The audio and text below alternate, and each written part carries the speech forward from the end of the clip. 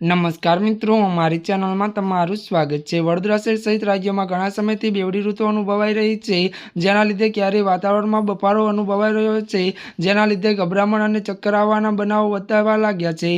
वडोदरा शहर में सामान्य नागरिको त्यारे गभरामण अने बफारो वधी जता लोको ત્રાહિમામ પોકારી ઉઠ્યા છે।